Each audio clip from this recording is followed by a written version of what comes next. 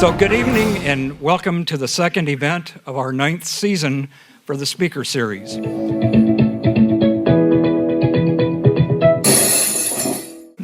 Now let's turn to our speaker for tonight's event. Here are a few things you should know about Dr. Khanna. He was born in India and grew up in the United Arab Emirates, New York, and Germany. He is an accomplished adventurer who has traveled to 150 countries on all continents. He holds a PhD in international relations from the London School of Economics and both bachelor's and master's from the School of Foreign Affairs at Georgetown University. As if that wasn't enough, wait, there's more. He has been an advisor to the U.S. National Intelligence Council and served as a special advisor to the United States Special Operations Forces in Iraq and Afghanistan. But wait, there's more. He speaks 6 languages: English, German, Hindi, French, Spanish, and basic Arabic. And pretty soon we're going to learn which language he's going to use tonight.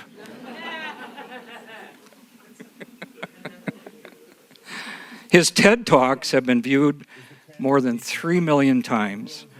Among his many honors, he was named one of Esquire's 75 most influential people of the 21st century. There's more, but it's time to bring up our speaker. Please join me in welcoming Dr. Parag Khanna, author of several books, including his most recent one, Move. Thank you.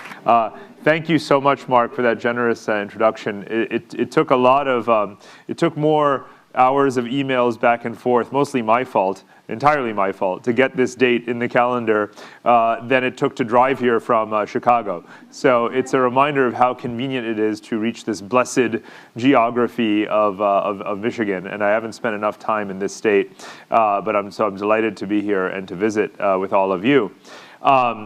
And I've been looking forward to this because at the very beginning of this book, Move, I answer this question. I set out this question: where will you live in 2050? And we actually kind of came to the conclusion that it's Michigan. So here I am. It's the first time I've actually been in the state since writing those words. I wanted to validate my research. I'm an empirical, data-driven, person, but the story, the backstory, which is a great place to start, is that, and I'll start with this slide that helps to kind of map out the reasoning.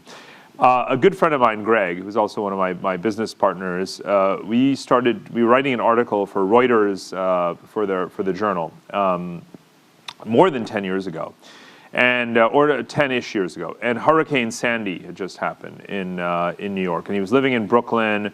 And he found the response, the local government response to that hurricane, to be absolutely abysmal. And a lot of people's homes were kind of, flooded, and they lost power, and there just wasn't enough kind of rehabilitation support. And even as a wealthy guy, he just said, you know what, I'm fed up with this. Brooklyn isn't worth living in this fabulous bohemian place, Brooklyn, that everyone talks about and thinks is so cool, is not worth it when you have a hurricane come along. I'm out of here. And he moved to Canada, to Montreal. Now, that's kind of like an extreme step, if you will. But we started writing this essay, and we said, well, let's think a couple of decades ahead, right? Where will people live in light of climate change? But that's not the only factor, right? Russia comes out okay in climate models. Does anyone want to move to Russia? Like, probably not right now, right? So we created these kind of filters. Like, okay, so which places pass the climate test? Which places pass the political test? Which places have viable economies? Which places are culturally capable of absorbing, larger populations? And we kind of said, well, let's put the world, every place in the world, through these tests and see who comes out on top. A place where you can safely say, 2050, I could live there, kids might live there, good place to invest. And we centered around the Great Lakes region, right, for a whole host of reasons. And there are not many other places in the world that make it through those tests, right? Now, this is obviously gravely ironic at some level, because as you know right now, even though you live in a great spot, and I know that you appreciate that every day, the demographics still point to people moving away from here, which strikes me as bizarre. But it's just that all of this complexity that I'm talking about, thinking about the politics and the climate and economics all at the same time, and then projecting into the future and picking out those spots, that's not the way people typically think.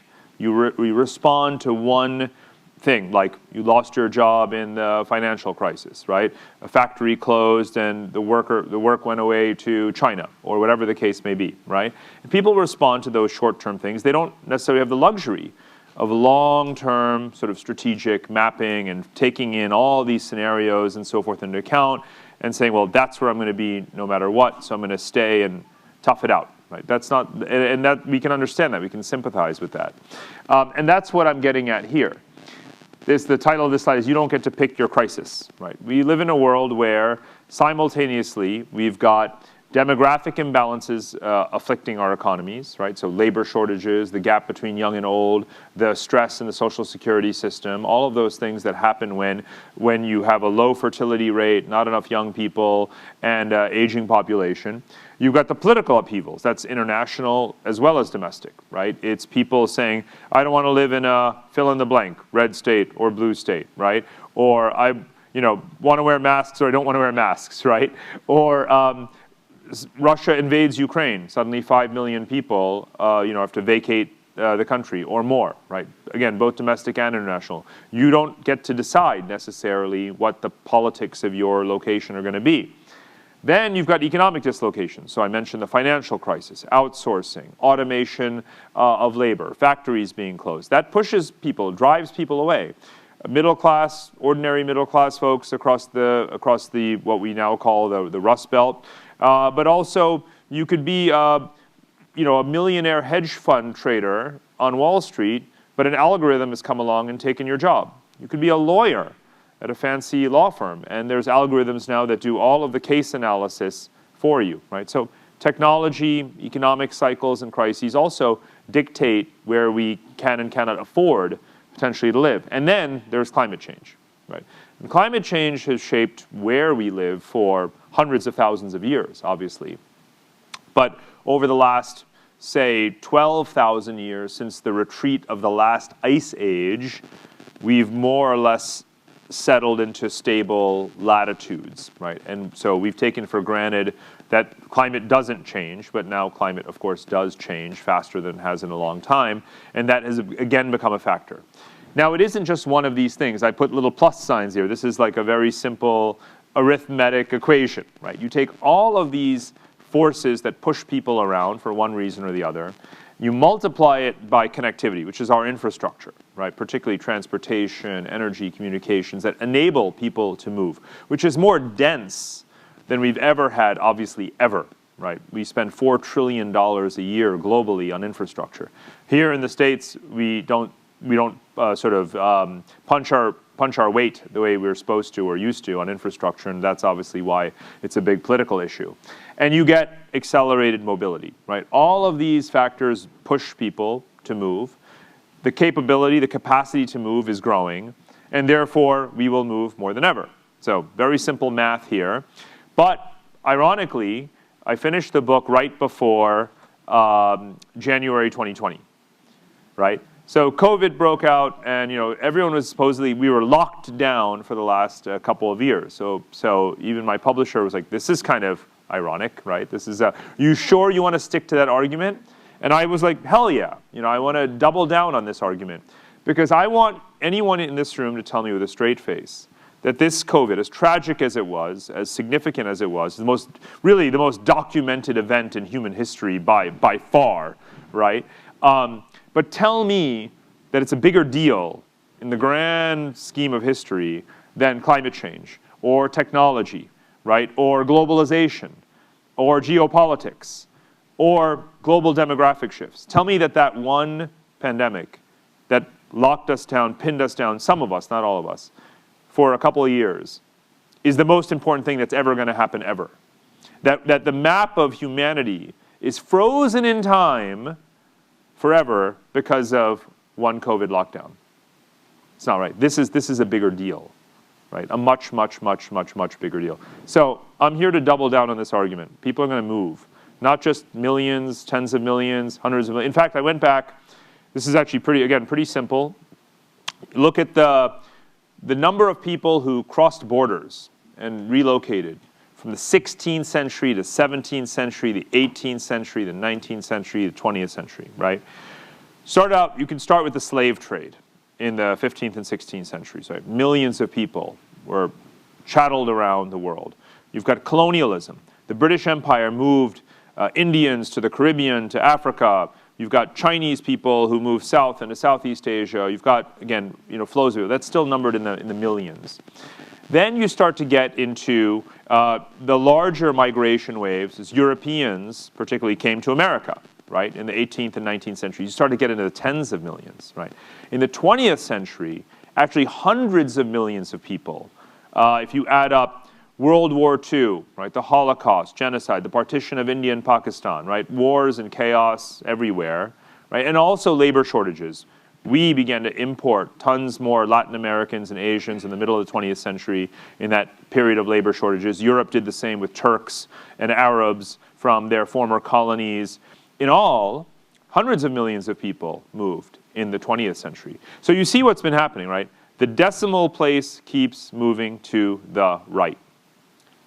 So I predict in this century, where we're kind of in the early decades, probably easily 1 billion people will cross borders, will move, will relocate. The decimal place will keep on moving. It's been moving. And there's many reasons why it will move.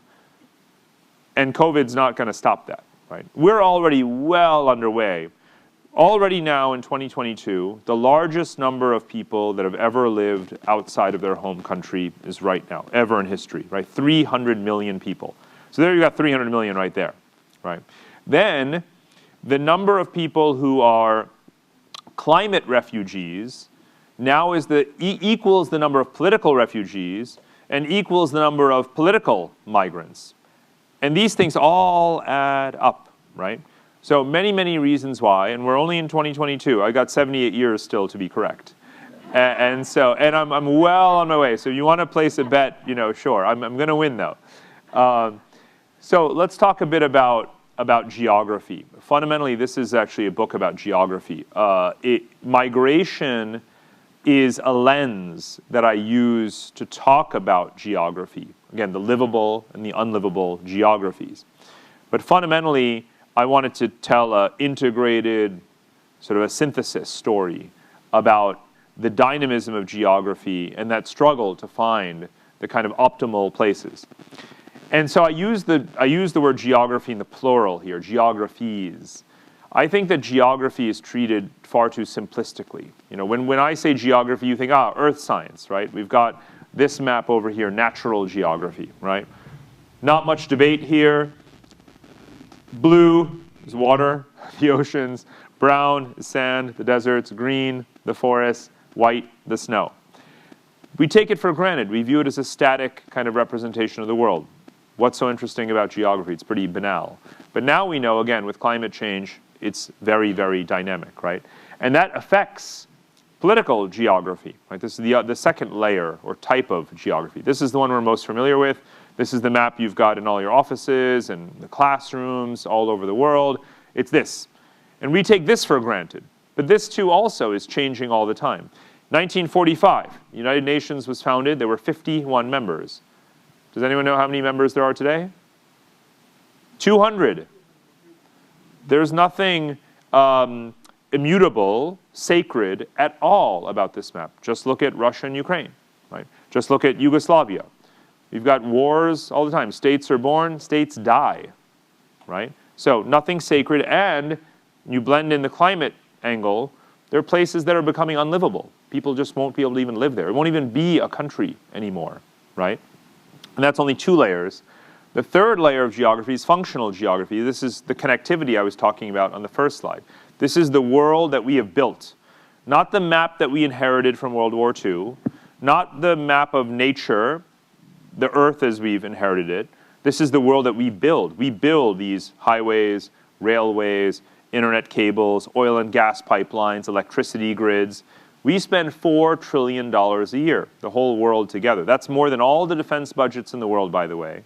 Take all the defense budgets in the whole world, put them together, multiply it by 2, That's what we spend on building things, not just on destructive tools, right?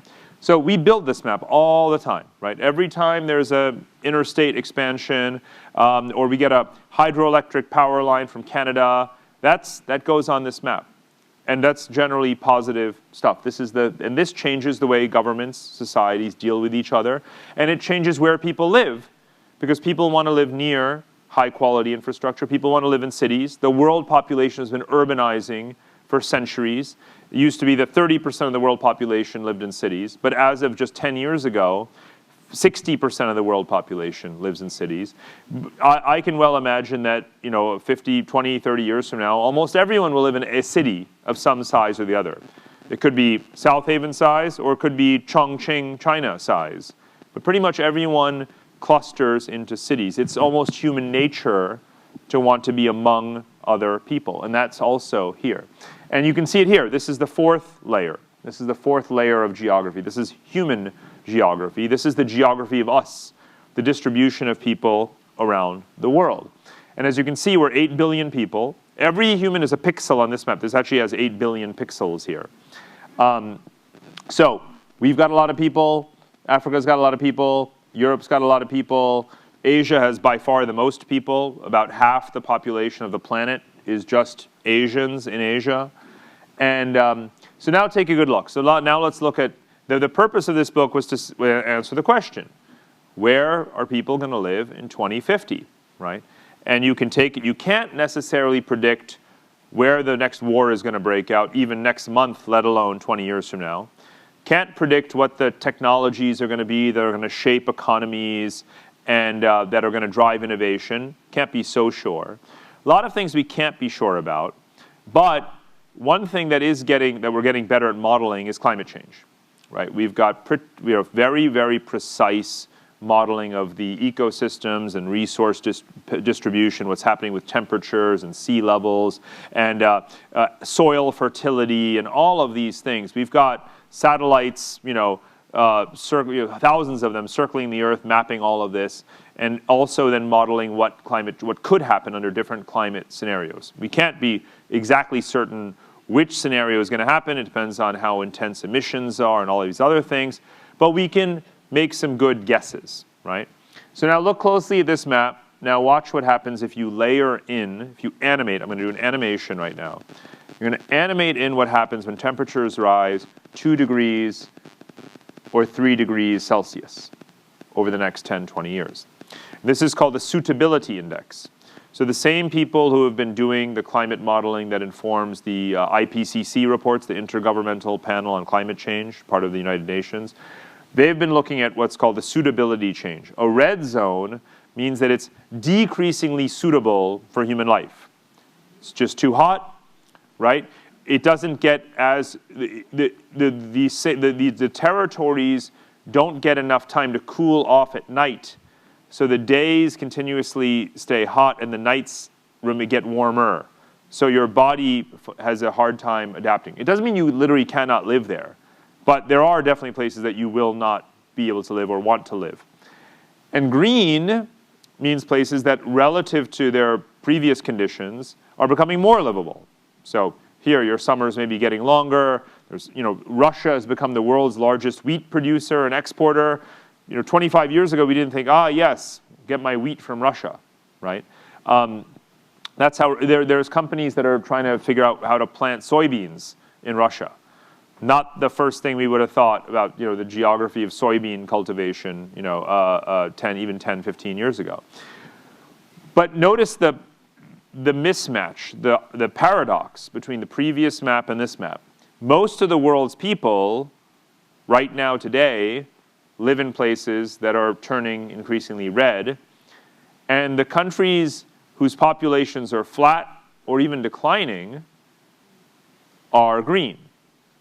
And that to me is the biggest paradox in the whole world. I can't think of a more ironic or perverse, strange situation at like a civilizational scale, like humanity, not like, what suits my interest or your interest or what do we think about what's right and wrong here and now. If you think about the world in a utilitarian way, in a fraternal way, all of us, what's best for all of us? Survival. 8 billion people, what might we want to have? Well, survival, right? We're all in this together, right? Well, if you want 8 billion people to survive, it's not looking so good if everyone is frozen exactly where they are, right? We can probably agree on that. We may not want them all coming to Michigan, but we can agree that, well, if everyone's life is equal, and there's 8 billion lives here, and this is where we're headed, may seem a bit, like I said, paradoxical. It is. And guess what? There's no roadmap to get out of this, right? No UN study, no Washington plan. Washington can't, pass legislation, before Memorial Day. We've never been in this boat, right? Like we meaning everyone, like the capital W, we. Never been in this situation. No one's got a plan for this. And so the answer isn't really going to come from some global technocratic body, some interagency committee. We're going to be winging it. We're just winging it, right? That's what's happening right now. So in the course of noticing that that's what we're doing, I sort of set out to say, well, what could happen, what would happen, what should happen if we believe these climate models, and if we, again, think about these filters, right? Well, what places can and should people go on the basis of political stability and climate suitability and all these other things? Let's map it out. Let's put it on the map and think about how we get to a better sort of human geography. That was the purpose of the book. So right now we're in a situation where even the most strategic, vital, economically significant, rich cities in the world are themselves fighting against climate change, right? On this map, you've got LA, New York, London, Dubai, Singapore, Hong Kong, Beijing, Tokyo. The most significant commercial, financial centers of the whole world are also coastal cities at high risk of either drought, rising sea levels, or other kinds of climate maladies. So we can't take anything for granted, right? No country is a perfectly secure fortress, as it were. And so we have to think about how do we adapt to the situation, not just each city, each country, each society, community, wherever you may be. But right now we're focused a lot on mitigation. This is what you hear about in the news every day, right? What country has signed the Paris Agreement? To what percentage are they bringing down their greenhouse gas emissions? What are companies doing, right, to decarbonize, to green their supply chains? All of that falls in the category of mitigation, reducing emissions, right, trying to bring the speed of climate change under control. But that doesn't exactly reverse or stop climate change. And let's face it, we are still we've reached kind of maybe the maximum level of total annual emissions that go into the atmosphere every year, but it's still a huge amount. Even if it levels off, that highest volume ever is being added into the atmosphere every single year, and it accumulates there. And therefore, even if you were to green everything tomorrow, and we all lived off of renewable energy, which is, again, not what's happening, you'd still have climate change continue and probably accelerate. The climate, one has to understand, is a complex system. It doesn't snap back, right? Just even if you stopped greenhouse gas emissions, it doesn't mean that places that have had perennial drought, where it hasn't rained in decades, suddenly they're going to have torrential rains. It's not what's going to happen, right? And therefore, you always have to think about what is going to come next. It's not going to look like 1990 or 1900 or 1800. It's going to evolve in new directions. And the climate, is not going to adapt to us. We have to adapt to it. So we put a lot of attention diplomatically and financially into the mitigation agenda, which we should. That's great. It's important. But that's about 95% of all the spending that's devoted to climate issues. Whereas only 5% is going into adaptation, right? And adaptation is the tangible things that we need to do right now to combat coastal erosion or adapt to it, right? To reduce what's called urban heat island effects. So we build up cities and we live in these dense cities and we all use air conditioning. We actually make it hotter outside than it would otherwise be if we hadn't built in that way. So we've artificially made our own kind of suffering even worse. And maybe even new kinds of infrastructure, modular homes, mobile homes, movable infrastructures, resettling populations, just moving people. The simplest, best, safest, cheapest adaptation to climate change, or to anything, even Russia bombing your country, the safest, the fastest thing you can do, and the guaranteed way to survive is to move, like pick up and move. And in a way, one of the punchlines of this book is, to move is human. That's what we've always done. We've been nomadic. For the better part of 300,000 years, humans were nomadic, right? Only in the last 7,000 years did, in some parts of the world, we settle into stable agricultural and then urban, agricultural, pastoral, and urban communities. For the better part of human history, we've been nomadic, and we are certainly capable of moving, even if we like, and even if we enjoy life perfectly well exactly where we are. I do, you do. But we're capable of moving if we need to move. And we don't think enough about this because we've generally gotten quite, at least in advanced Western industrial societies, where the climate has been stable and we're wealthy, prosperous, we've gotten used to kind of being stuck in place. But that doesn't mean that we can't resettle populations. We can. And in many ways, we actually need to overcome these demographic imbalances. We've got these labor shortages, right? Or to rescue people from war-torn areas or from climate-stressed areas. So even if you don't want to move, there are definitely people who do need to move. Hundreds and hundreds of millions, if not billions of people who need to move. And they can physically move. Think about all that connectivity we've got. What's it there for? This is actually a sequel, this book, to a previous book that I wrote that was only about infrastructure. The whole network of global infrastructure. And I kind of wanted to answer the question, okay, we've built all this infrastructure, what are we going to do with it? We're going to use it to move stuff, right? Not just people, but goods. All global supply chains, all trade and industry depend on connectivity. Being able to actually physically move things, right? Right now, part of the reason we have inflation is because you've got bottlenecks, right? Disruptions to that connectivity, that seamless connectivity that we take for granted. So how are we going to use it? So I started looking at these maps, the climate models, and then for political forecasting and scenarios, and saying, well, if you could take the 8 billion people of the world and reorganize them with a wave of the pen and draw a new map, to ensure maximal human survival and a good quality of life for everyone, especially young people who are the future, right? Where would you put them? So I started with the climate map, and I said, okay, well, you've got countries like Canada that are really, welcoming to immigrants. They've got 400,000 new migrants every year. So the last couple of years, I think off and on, there have been as many or more immigrants going to Canada as to the United States, and they've only got 1/10 our population, right? So it's a pretty big, it's 1% of Canada's population is increasing every single year by that much. So you see I've circled the Great Lakes region, much of Europe. Now notice something really important. Let's test the laser pointer, yeah. So when we think about climate change, people talk about it globally. And of course it's a global issue. It's the one truly global issue.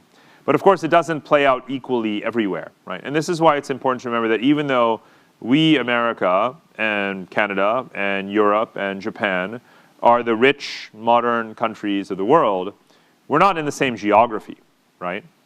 In fact, if you look at it this way, in terms of latitude, we are kind of the front lines. The latitude of Rome is pretty much the same as New York, right? About 41, 42 degrees north latitude.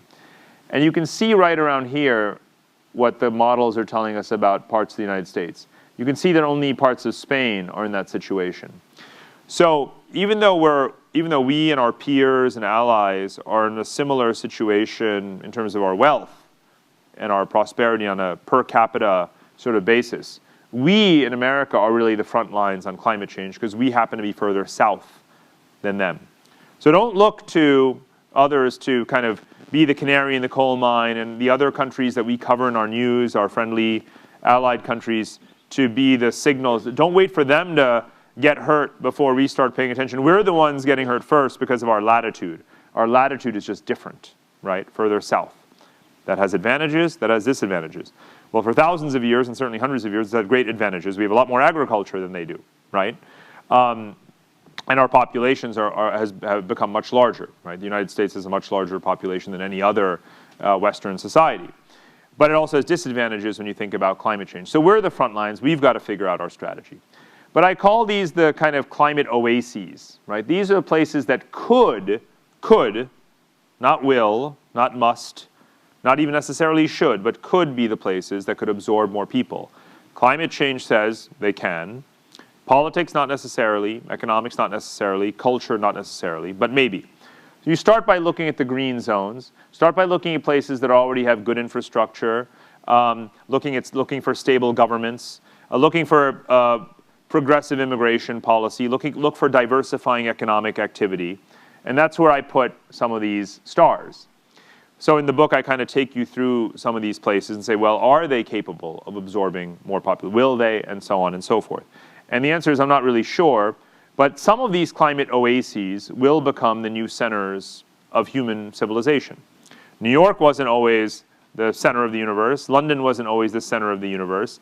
It's always changing and shifting and evolving and morphing, right? Depending on politics, depending on climate and other things. So I asked myself, well, if people are going to move, where are they going to move? And the places that they're going to move are logically going to become new anchors of the world economy and so on. And I hazard some guesses as to what they are. And there's some obvious ones and there's some not so obvious ones. The further north you go in England, the more climate resilient you get. So a place like Scotland that wants to secede in any way from the United Kingdom is a perfect climate oasis. Very far north, tons of fresh water, lots of agriculture, stable government, welcoming in talented migrants, has innovative economy, great universities, and so on. Canada, definitely a winner, no question. Great Lakes region, definitely a winner, right? Bits of Eastern Europe, certainly Scandinavia, Eastern Russia, Japan, and on and on and on. We can talk about any one of them if you like. As I said before, our situation is different. This is, I'm going to quickly just mention, this is something called the Climate Impact Study. It forecasts what happens to the GDP of every county in America by the year 2040. So this is like a leapfrog 18 years into the future. If you have a worst case climate scenario in terms of temperature rise and the impact that has, heat stress, GDP, and all these other things. Yellow and orange are not where you're going to want to be in 2040, according to this fairly authoritative study. Places that are darker colored, hooray, are going to experience the highest natural GDP gains as their populations grow, as their geography can support greater populations and economic activity.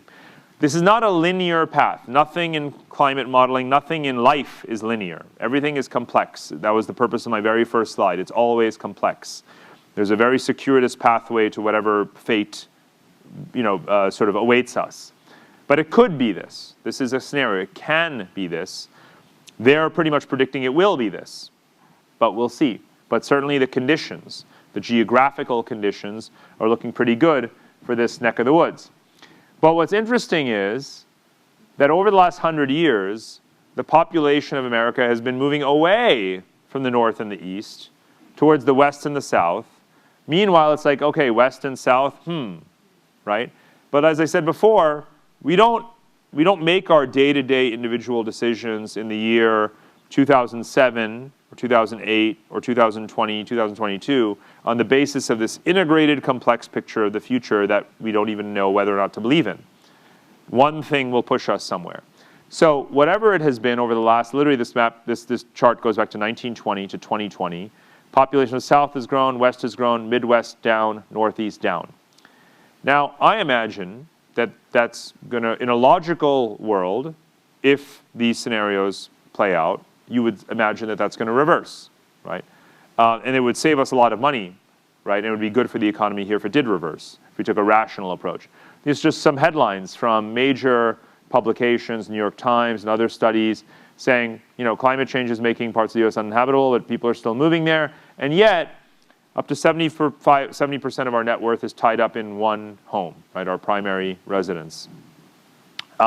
That's setting the stage for a pretty nasty wake-up call if you're living in the wrong place. So whatever map you're looking at, whether it's a tax map of where the lowest property taxes or no income taxes. That's why people are going to Florida. Or a climate map. Ideally, pick a bunch of maps and layer them together and see which one tells you the best combined story and think about where you're going to go. But again, that's not how we sort of make our policies at a federal level, right? Our fiscal policy is done in the reverse of what I'm advocating. So when Congress is going to allocate billions of dollars to something, it's everyone feeding at the trough, it's pork barrel, kind of divide and rule sort of politics. When you're thinking long term, you kind of want to take things in reverse. You want to look at climate models. You want to look at the industrial potential, economic potential of geographies. Then you want to nudge people to move to those places, to work in those industries, and to be in places where there's less climate stress, so you don't have to pay tons of money for flood insurance, fire insurance, and all those other things, and spend your life rebuilding things that are getting destroyed. And then you want to think about your infrastructure spending, right? Where should we, if we're thinking in a 50-year cycle around electricity grids and highways and railways and airports and gas pipelines, maybe we got to think about building them and putting a little bit more money in the places where people actually will live or should live based upon this picture about climate and industry and so on. We don't exactly do that here, right? We do things bottom up. We do things haphazard. We do things in very politicized ways rather than through the strategic lens. But this climate niche, right, the latitudes of optimal habitation are changing. We're going to move with them the way people have always moved for hundreds of thousands of years. But we are mobile, but our real estate isn't, right? We have to think about how we build accordingly our infrastructure, our housing, and all of the other facets of modern civilization to accompany this. So I'm an advocate of us thinking about strategically, with foresight, long term. How do we do this climate, migration, infrastructure nexus? Text is too small, don't worry about it. I'm basically saying what I said before, which is think it through. Whether you're thinking about the geography of agriculture and farmland, you're thinking about the roads and the food storage facilities and cold storage, thinking about, of course, the highways and the freight rail, thinking about the energy generation, renewable and non-renewable, whether it's power plants or, again, gas pipelines, military bases and infrastructure, right? You know our defense budget's pretty large, right? Well, you know how much of it is, well, I actually don't even know the exact number right now off the top of my head, but it's a lot that goes just into fortifying our bases or moving bases, kind of bailing out bases that are flooded, fighting fires that are near bases and so forth, right? That's like a lot of money right there. None of that money is being used to confront China, right? It's just being used to bail out a physical infrastructure of our military here in the country. So again, some foresight is needed in every single part of our economy. Now, people are waking up to this, right? So people are mobile, but real estate isn't. But the American dream is to own a home. And so younger people in particular, according to all these surveys, are saying, I'm going to be pretty careful where I'm going to buy a home, if I'm going to buy a home at all. It better be in a climate resilient place, because 75% of Americans, say that it would be a bad idea to buy in a climate risk area. 80% of Americans have experienced a heat wave. 40% live in counties that have experienced some climate disaster or the other, color-coded here by type of extreme meteorological event. So like I said, amongst rich countries, we're the front lines. It's a very large percentage of our population that has been affected by climate events. It costs us a lot of money. It eats into our home values. It eats into our retirement savings. And we can't just be reactive anymore. We have to be more proactive. What I do in my kind of like professional life is to run a company that tries to model this. I'm trying to say, where is land affordable today in climate resilient areas where you ought to be developing residential or all the infrastructures that we need for our modern life, and making it affordable for Americans and Americans present and future to reside, so that we can build those new future civilizational centers and thrive and prosper despite the climate change that we have lost control of. I think it's a fairly, again, rational thing to be doing. And indeed, you can look at counties all over the country. There are 3,000 plus counties in America. You can look at lots of different counties, and you can see exactly what those conditions are from the climate standpoint, from the property market standpoint, tax policy, and build these models that give you a sense out to the future. We got to 2040, and we show how this appreciation is likely to unfold if you have a rational adaptation to climate change and so forth. And so that brings me, as I mentioned before, you want to be thinking about where you build your infrastructure, right, on the basis of the geographies of opportunity. Let me just jump ahead. I mentioned also that Canada, we're becoming more and more integrated with Canada, and this is not just an issue just for one country. We share a continent with them. This is the longest border in the entire world. It's actually the most heavily trafficked border in the entire world as well. We're doing a lot more trade because of the China tariffs from the Trump administration onward. The US now trades more with Canada and with Mexico each than we do with China. There's a temporary blip against that right now just because of some supply chain dependencies and import dependencies of ours. But I think of this as a continental challenge, right? It's our continent in a race to remain livable and survivable versus other continents, right, economically.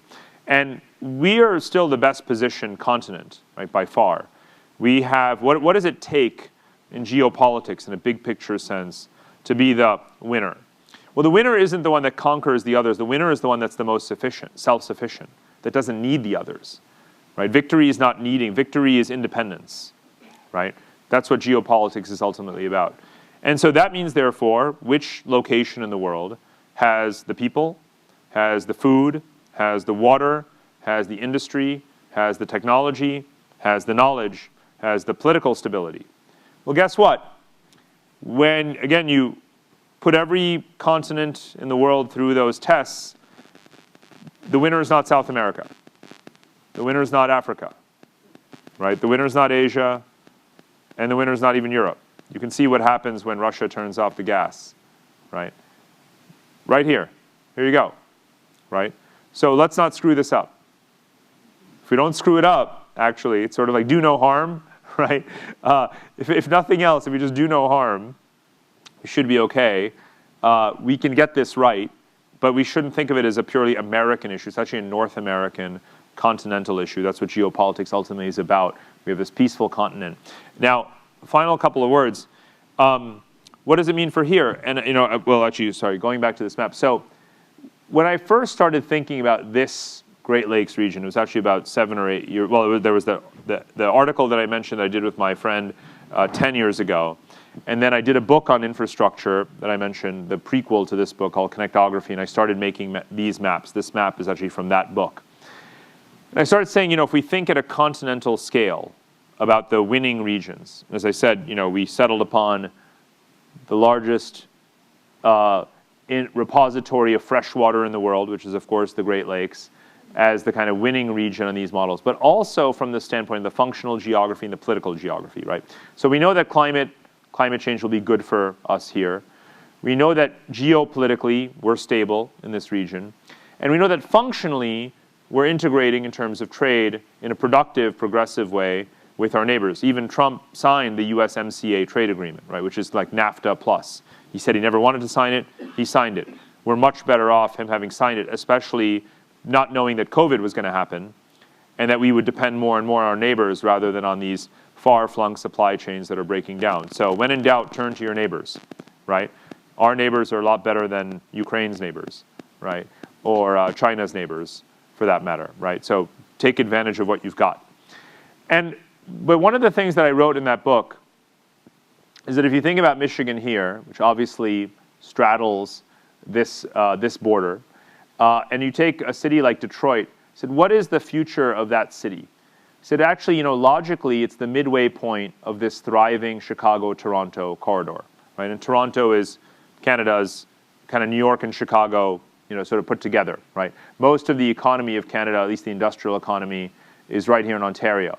So we need to think about the future of, say Detroit in that example, but Michigan in general, as part of this broader continental ecosystem, and draw strengths from both sides, and think, of course, about the bigger picture that I was painting earlier about how we're going to have to adapt infrastructurally to climate change, politically to climate change. And this is the picture that you get. And it's one in which, of course, the Great Lakes region are right in the middle, and Michigan is right in the middle of that. So obviously I don't need to sell the story to you, because here I am finally in the promised land. But I wanted to, come about this from a purely logical perspective, right? As scientifically, as rigorously, as economically mindedly as possible. And this is a part of that logical arc that has drawn me to consider this the place to be. But we're not going to, again, you have to prepare for it, right? You don't want to be one of those places that gets overrun. That's not the problem you have right now, other than in the summer, I hear, right? But even in general, right, you want to prepare and adapt. You want your housing policy, you want to have adequate infrastructure, sewage, wastewater treatment, affordable housing, right? All of those things you want to pre-plan, and that's part of how it becomes a self-fulfilling prophecy, in a way. By doing the things that make you a desirable place to be, you become that place and you stay that place. And it doesn't happen automatically, even if climate change says it will, right? It requires a lot of foresight, a lot of investment, a lot of strategy, a lot of commitment. But that's the task, that's the job, that's the work, in a way. That's the economy that yourselves are already hopefully engaged in some way. Certainly your children, your grandchildren will be too. I hope so, and if they do, that'll be the Michigan that you're going to want it to be. I might be mixing some of the maps up, but two places that surprised me were, there was a country east of Bangladesh. I couldn't quite tell what that was.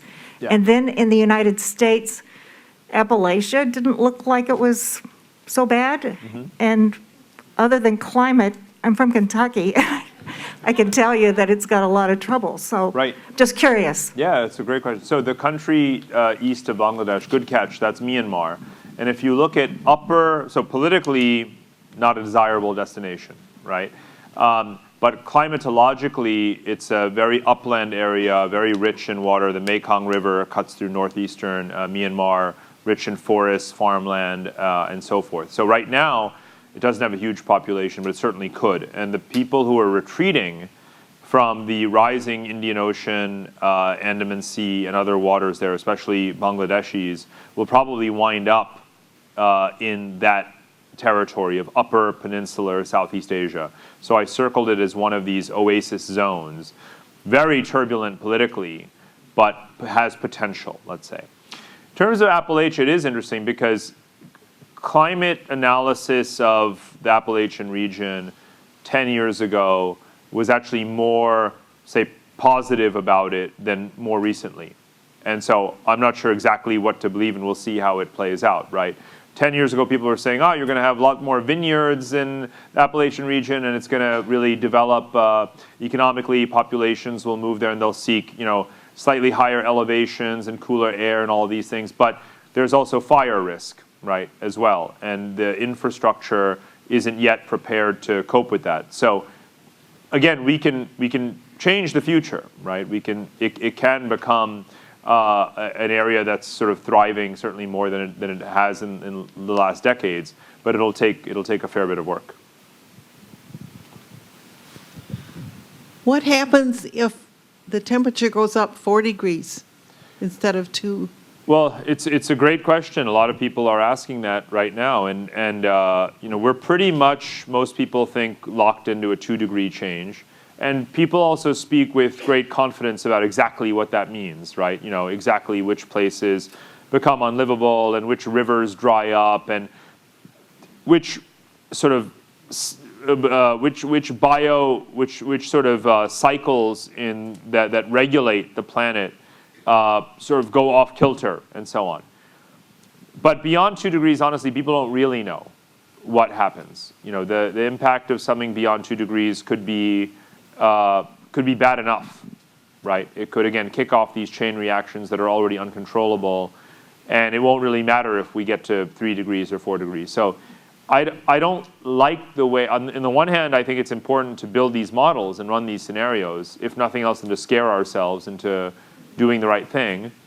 On the other hand, we're lying to ourselves if we think we know what exactly is going to happen, because already things are happening in terms of permafrost melting and peat bogs releasing methane, and the nitrogen cycle breaking down, and oceanic acidification intensifying, and the coral reefs dying, and on and on and on and on, that we didn't think would happen at 1 point whatever degrees rise we're at now. So, you honestly can't take one can't perhaps even begin to fathom what might change. So 4 degrees is way beyond what I think we would ever want to know. Let's put it that way. It's potentially that bad.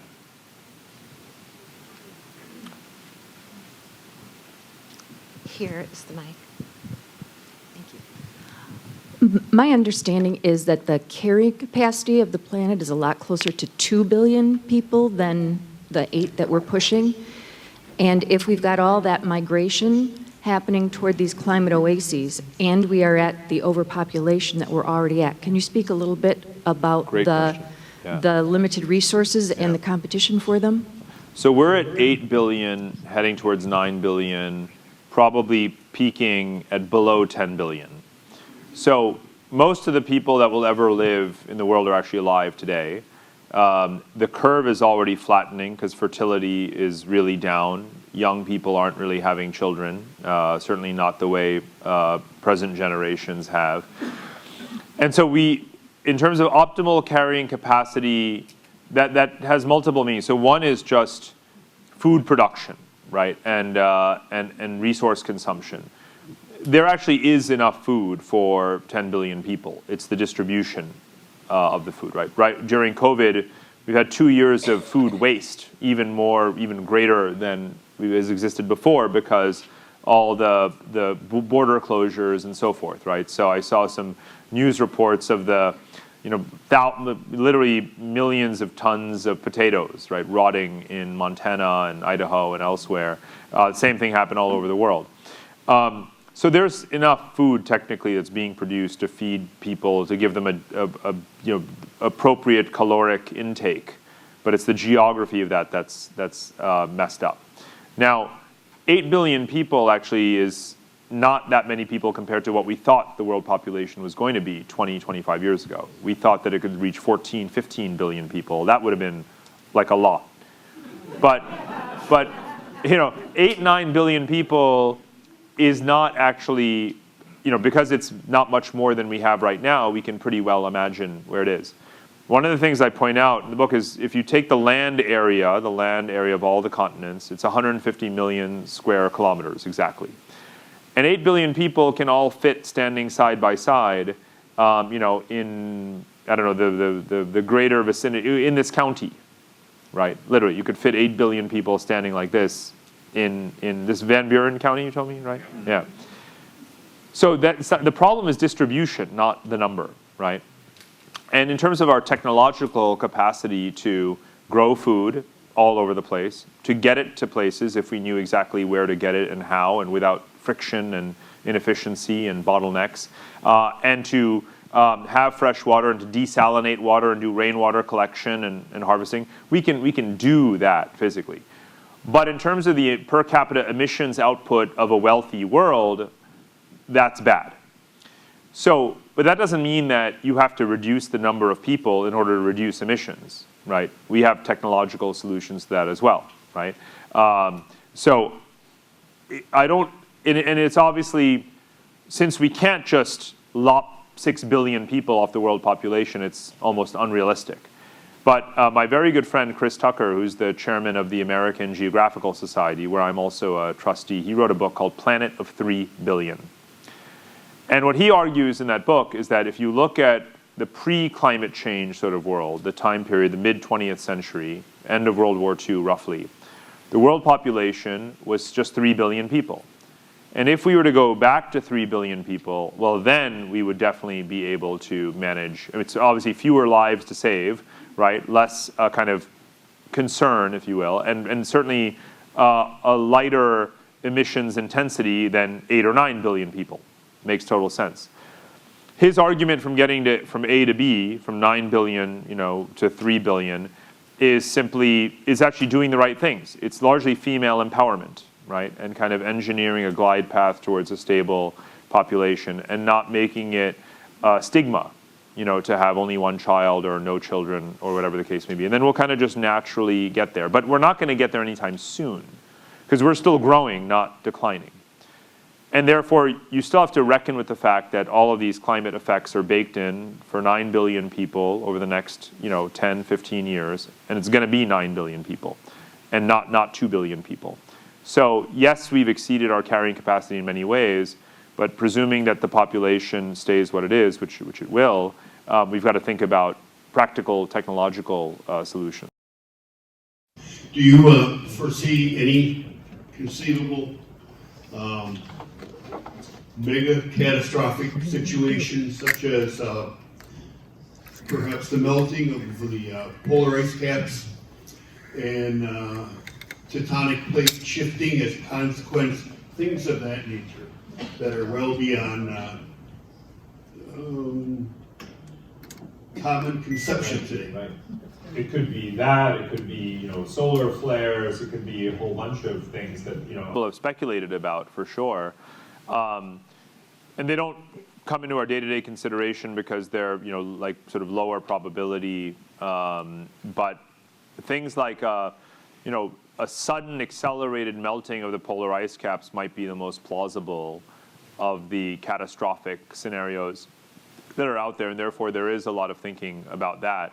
And that could happen prior to the 4°C thing, right? It could happen because simply, again, when you no longer have winters as cool, then you're going to have melt even in wintertime, or slower, obviously, and more rapid melt in the summer. And these kinds. What just happened in the last couple of months was a report that you've never had like simultaneous heat waves in the Arctic and Antarctic. They didn't really mean a heat wave. They meant the Antarctic in winter was the highest temperature it's ever been in winter, which is still like colder than Michigan in winter, but definitely not as cold as it's supposed to be.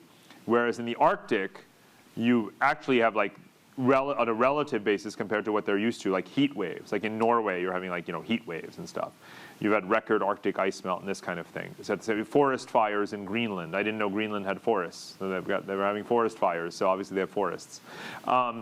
So these kinds of things. So if you had that record ice melt over multiple seasons and it was irreversible, right? If it's going to happen 1, 2, 3, 4 years in a row, it's also going to happen 5, 6, 7, 8 years in a row, right?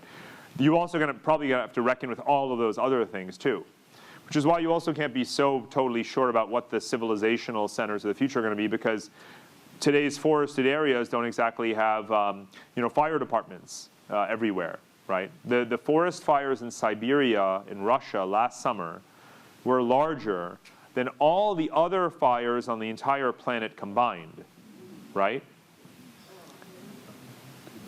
I'm not going to move to that place, right? The Russian fire departments are nowhere to be seen, apparently. So all of those things could well happen at the same time. But I mean, so I'm sort of aware of those scenarios. And that's going to mean, obviously, that coastal populations need to retreat a lot faster and a whole lot of other things, obviously. It's going to have an impact on, obviously, on the oceanic currents.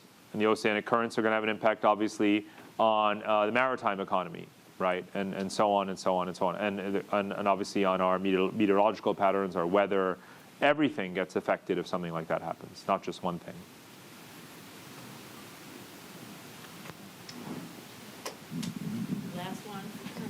Last but not least. I was very interested in what you said about desalination because of so many places not having enough fresh water, and they wanting our Great Lakes water, which they're not going to get, hopefully, because of this compact. We'll talk about that. Anyway, I'm wondering about the pace of desalination because that would help tremendously both for the rising sea levels and for places that need fresh water. And I wonder if you have any new information about that for us, because Right. we all see that as key.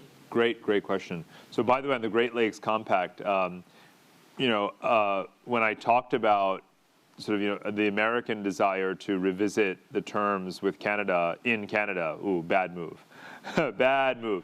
You don't want to go on CBC radio and talk about what might happen if, America pushes to revise. They were like, no way, you can't have it.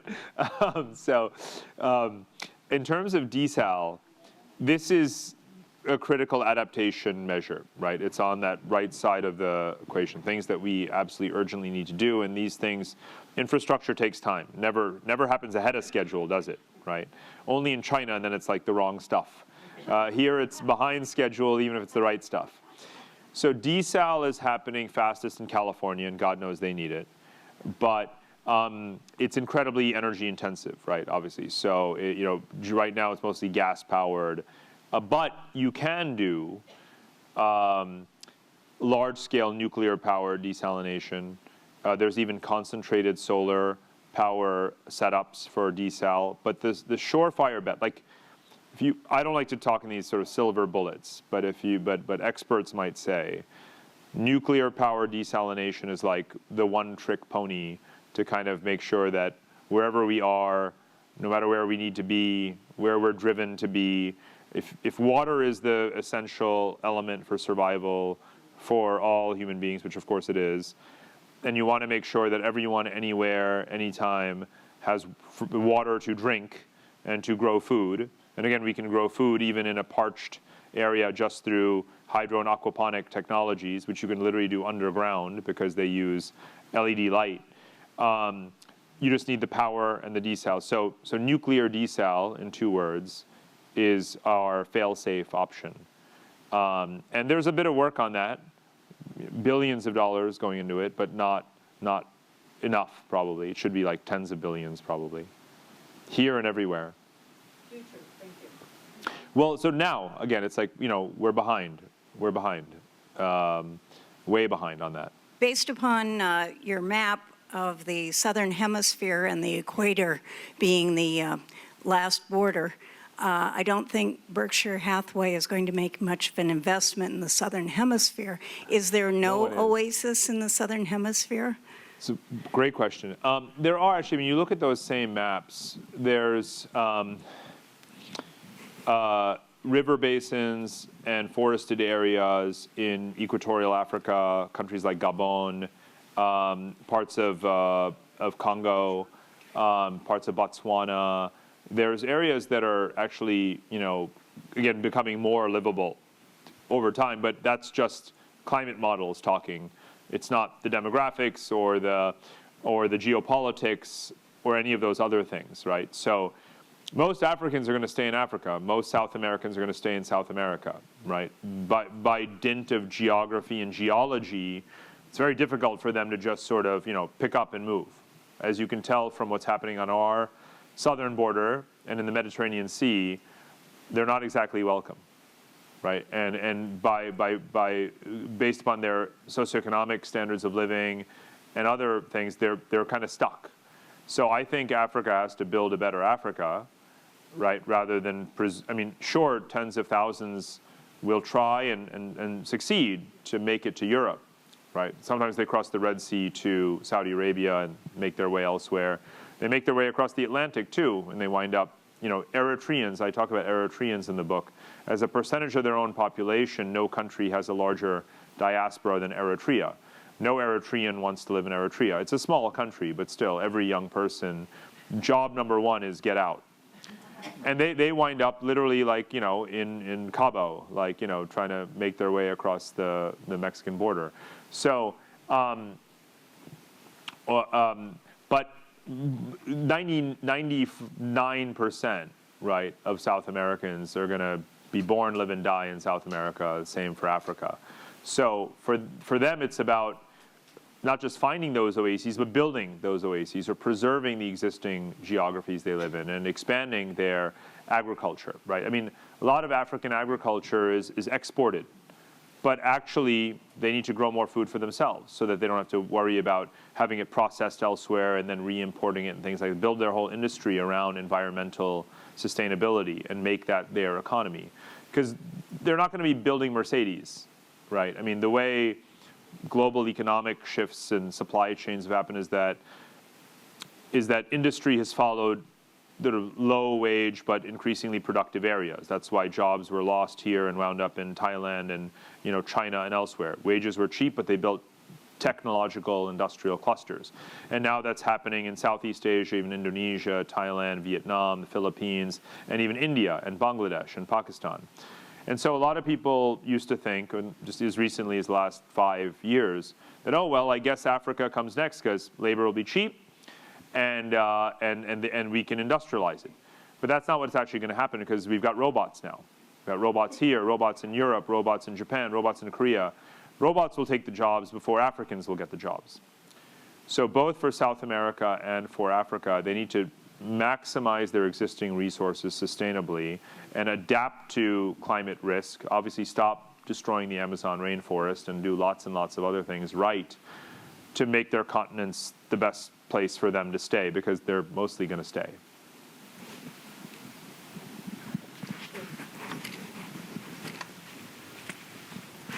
On your map, there was an area in gray that kind of centered on northern Illinois, Chicago area, and over here. Was that the shale underground? And what is the implication of that there's shale there?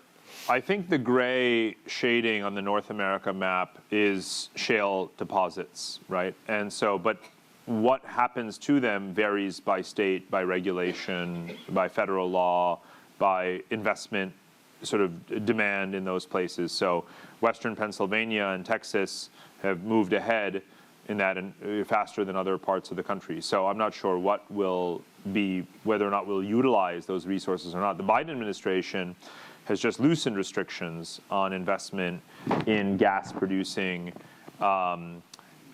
investments, which is really the opposite of what he said he was going to do during his campaign. But obviously, given what's happening with Russia and so forth, that was a quick move that they made.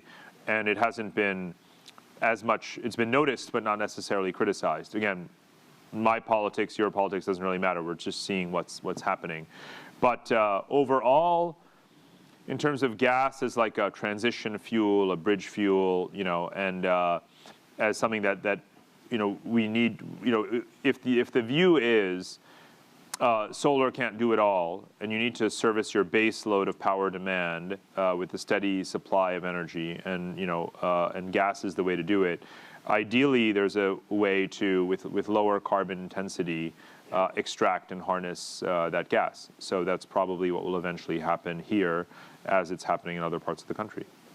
But we have no reason to have energy shortages, right? I mean, North America has as much raw energy potential as Russia and way more than Saudi Arabia, right? And way more than Brazil or Venezuela. So it's just how we do it. And again, I think it would be embarrassing and sad if we, as the most advanced technological economy in the history of humanity, if we can't square that circle, right? So I think, again, project to work on.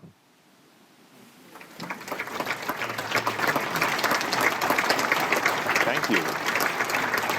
Thank you.